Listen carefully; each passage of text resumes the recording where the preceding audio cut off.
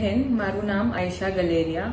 મારી કમિશનર સાહેબને વિનંતી છે કે જે ઇન્સિડન્ટ મારી જોડે 2 દિવસ પહેલા રાતના 8:15 પર થયો છે YMCA પર, એક ભાઈ મારી ગાડીને અથડાઈ અને આગળ જવા લાગ્યા। તે દરમિયાન મેં એમને આગળ જઈને રોક્યા કે ભાઈ તમને દેખાતું નથી, તો એ ભાઈ મને જોરથી બોલવા લાગ્યા અને ગાળો દેવા લાગ્યા। એ દરમિયાન મેં મારા ભાઈને ફોન કર્યો અને પોલીસ 100 નંબર પર ફોન કર્યો પોલીસને બોલાવવા માટે। એ ફોન કરીને હું ગાડીમાં જઈને લોક કરીને બેસી ગઈ, કારણ કે મને અનસેફ ફીલ થવા લાગ્યું। એ ભાઈના વ્યવહારના પ્રમાણે મને અનસેફ ફીલ થવા લાગ્યું। હું ગાડીમાં લોક કરીને બેસી એ વખતે હું વેઇટ કરતી હતી પોલીસની અને મારા ભાઈની ત્યાં આવવાની સ્થળ પર।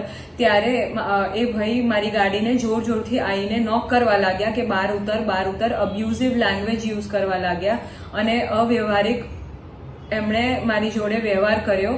અને હું મારા ભાઈ માટે વેઇટ કરતી હતી અને પોલીસવાળાનો વેઇટ કરતી હતી। પોલીસ આવ્યા એ પછી પોલીસવાળાને મેં બધું ઇન્સિડન્ટ કીધું। એ મારું કંઈ જ સાંભળવા તૈયાર નહોતા અને મારી કમ્પ્લેન લેવા તૈયાર નહોતા। મેં એમને કીધું કે આ ભાઈએ મને લાફો માર્યો છે અને ગાળો આપી છે, તો બી એ ભાઈ પોલીસવાળા સાંભળવા તૈયાર નહોતા।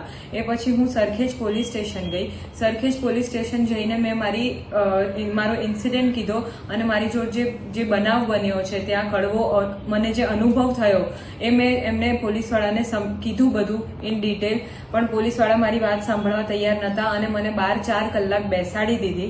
જ્યારે કે એમની સામેવાળા પાર્ટીની બધી જ સગવડતા ચાલુ હતી। એમને ચા, પાણી, નાસ્તો એસી વાળા રૂમમાં બેસાડવામાં આવ્યા હતા અને મારી કોઈ વાત સાંભળવા તૈયાર નહોતા। મેં FIR લખવાનું કીધું એમને, FIR બી લેવા તૈયાર નહોતા। એમણે FIR લેવાની બી ના પાડી દીધી અને સામેવાળા પાર્ટીની FIR લઈ અને એ લોકો ત્યાંથી રવાના થઈ ગયા। અને હું ત્યાં બસ એમની જોડે રિક્વેસ્ટ કરતી રહી કે મને જસ્ટિસ જોઈએ છે, હું રિક્વેસ્ટ કરું છું મારી જોડે જે થયું છે ત્યાંના પોલીસવાળા મને કહેવા લાગ્યા કે અડધી રાતે બહાર ના નીકળો અગર સેફ ના હોય તો।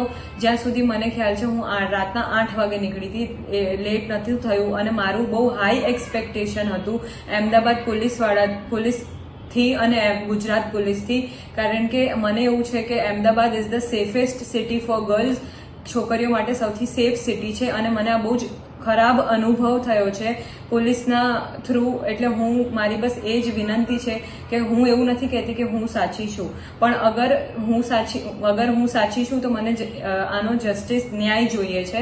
તો મારી કમિશનર સાહેબને વિનંતી છે કે એ આ કેસમાં વધારે તપાસ કરી અને મને ન્યાય અપાવે।